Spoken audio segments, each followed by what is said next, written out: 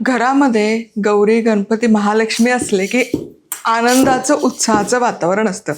पण या लहान लहान गोष्टी असतात ना की ज्या कायमच स्मरणात राहतात. म्हणजे आमच्या इथे महालक्ष्मी असली की फराळाचे पदार्थ तर केले जातात, चिवडा चकली. पण एक पदार्थ तो असा आहे की जो आम्ही सगळे कधी खायला मिळेल याची आतुरतेने वाट बघायचं. नमस्कार, मी मधुराज रेसिपी फूडीमध्ये तुम्हा सर्वांचं खूप खूप खूप मनापासून स्वागत. कुरकुरीत अशी मसाला डाळ यापूर्वी आपल्या जुन्या चॅनलवर रेसिपी पोस्ट केली खूप वर्षांपूर्वी. आता म्हणलं पुन्हा एकदा शेअर करूया. पण आमच्याकडे महालक्ष्मीमध्ये फराळाच्या पदार्थांमध्ये जसं चिवडा चकली लाडू केलं जातं, तसंच तितकंच जास्त स्थान या चणा डाळीला आहे. कदाचित जिथे जे पिकतं तिथे ते शिजतं. मराठवाड्यामध्ये डाळींचं उत्पादन जास्त प्रमाणात होतं, त्यामुळे नैवेद्याच्या पानात पण त्याला डाळ वडे झालं किंवा हे कुरकुरीत मसाला डाळ झालं, याला प्रामुख्याने स्थान आहे. तर सगळ्यात आधी करणार काय आहोत, 1.5 कप चणा डाळ घ्यायची. यामध्ये भरपूर पाणी घालायचं. 2-3 वेळा स्वच्छ धुवून घेऊयात. आता या धुतलेल्या डाळीमध्ये पुरेसं पाणी घालूयात आणि 5 तास तरीही किमान व्यवस्थित भिजवून घ्यायची. आता ही चणा डाळ बरोबर 5 तास भिजत घातली होती. भरपूर पाणी डाळीने शोषून घेतलं आणि हे बघा मस्त अशी टुम्म फुगली. आता या डाळीतलं पूर्ण पाणी उपसून काढायचं. पूर्ण पाणी काढलं की एक 5 मिनिटं तरी अशी निथळायला ठेवूयात. डाळ 5 मिनिटं जेमतेम निथळायला ठेवली. आता एका सुती कापडावर काढायची आणि पसरवून घेऊया. डाळीतला ओलसरपणा अजिबात काढायचं नाही, हलकीशी फक्त हडकवून घ्यायची. अर्धा तास फक्त अशी सुती कापडावर पसरून ठेवा, म्हणजे त्याचा ओलसरपणा जाईल. म्हणजे डाळ तळत असताना आहे ना, ते असे तेल उडणार नाही, हाच फक्त एक हेतू आहे. चल, कापडावरची डाळ मी इथे डिशमध्ये काढून ठेवली. ओलसर डाळीतलं पाणी पूर्ण टिपून घेतलं आणि ही अशी झाली. डाळ ओलसरच आहे, पण डाळीवर जो पाण्याचा थर होता तो पूर्ण निघालाय बघा. माझ्या हातावर डाळ घेतली तर पाणी नाही लागत आहे. हे असं डाळ हडकवून घ्यायची.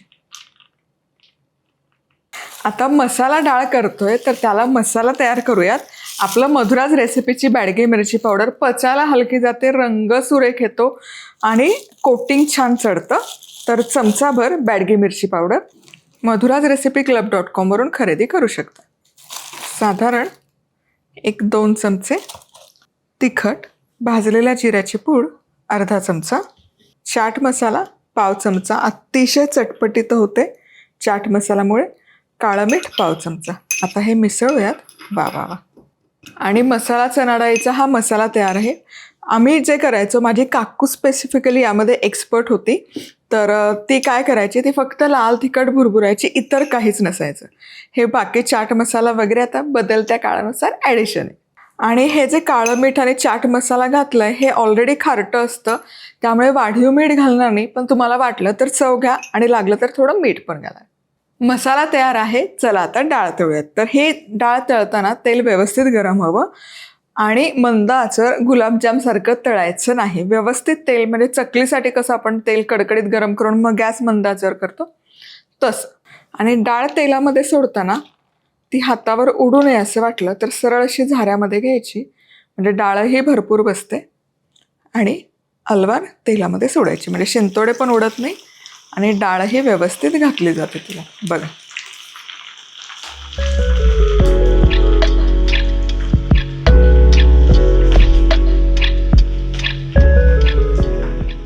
आणि आता ही छान तळून घ्यायची. तळताना मात्र मंद आचर करा.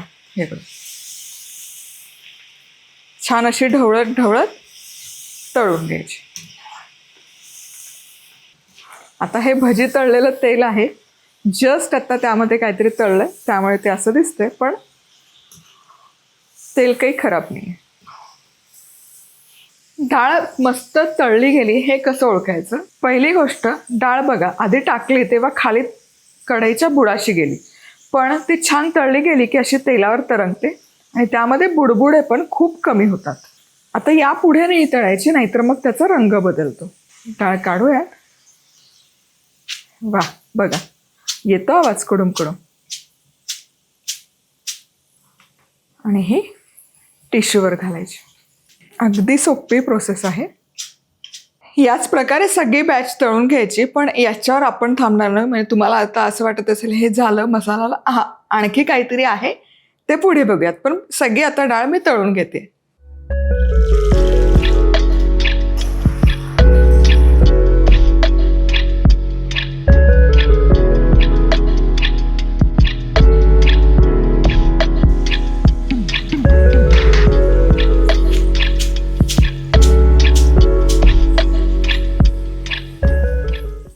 चला, इथे सगळी डाळ तळून झालेली आहे. फार वेळ नाही लागत. पण तुम्हाला सांगते, लहान भुकेसाठी म्हणून तुम्ही हे जर प्लॅन करत असाल ना, अजिबात करू नका. मोठमोठ आणि चमचाभर जरी घेतलं ना तरी ते असंच हडपून जातं.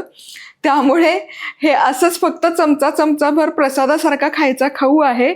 लहान भुकेचा अजिबात नाहीये. म्हणजे दिसलं की एकदा तोंड सुरू झालं, 4-5 जणात एका सिटिंगमध्ये, 4-5 पण नाही, 3-4 जणातच एका सिटिंगमध्ये संपून जाते.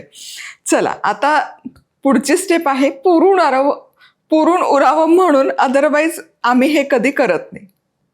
शेंगदाणे थोडे तळून घालूयात, जेणेकरून थोडं तरी ते पुरून उरेल डाळ म्हणून. बाकी काही नाही घातले तरी काही हरकत नाही. आम्ही हे पुढचे जिन्नस काहीच घालत नाही. फक्त तळलेली डाळ, लाल तिखट आणि मीठ इतकंच असतं. आता छान खरपूस होईपर्यंत शेंगदाणे तळून घेऊयात. शेंगदाणे मस्त तळून झाले. आता यातलं तेल निथळून घ्यायचं आणि हे खरपूस तळलेले शेंगदाणे खरपूस तळलेल्या डाळीवर. शेंगदाणे खरपूस तळा, नाहीतर डाळ मऊ पडून जाईल. कच्चे पण ठेवू नका. पुढची स्टेप पण वाढीव आहे. लसूण तळते. आम्ही लसूण घालत नाही, कारण महालक्ष्मीचा नैवेद्य असतो. लसूण मात्र अगदी मंद आचेवर तळा. काय होतं, आतमध्ये कच्चा राहिला तर डाळ मऊ पडून जाते. त्यामुळे बघा, तेलाला अजिबातच ताव नाही. अगदी मंद आचेवर हे तळत राहूयात. चला, लसूण तळत आला. हे बघा, आतपर्यंत असा खरपूस झाला पाहिजे. अजून काढणार नाही मी. आता यावरच कढीपत्ता घालूयात आणि कढीपत्ता पण छान तळून घ्यायचा आहे. ओलसरपणा त्यामध्ये ठेवायचं नाही. चला, आता गॅस बंद करते. यातलं तेल छान निथळून घ्यायचं आणि हे सरळ जाईल शेंगदाण्यावर. सगळी जय्यत तयारी झाली. आता याच्यावर मसाला घालूयात. हा जो मसाला तयार केला आहे, हा अंदाजे तुम्हाला कितपत तिखट लागतं, कितपत गोड लागतं. अगदीच तिखट खात नाही, त्या हिशोबाने तुम्ही ॲडजस्ट करू शकता. पण छान कोट होतो हा मसाला. हे बघा, एकदम कुरकुरीत होते डाळ आणि मसालाही छान कोट होतो.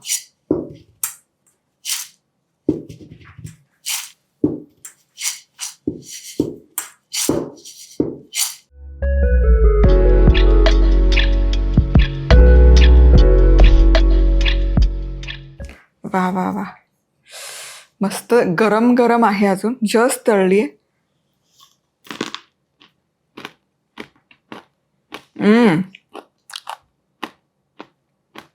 वा, इतकी कमाल होते ना बाबा. करून बघा.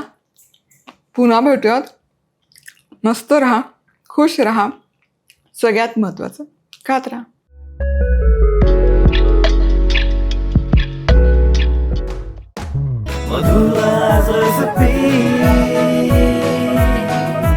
मधुराज रेसिपी, महाराष्ट्राची अस्सल चव.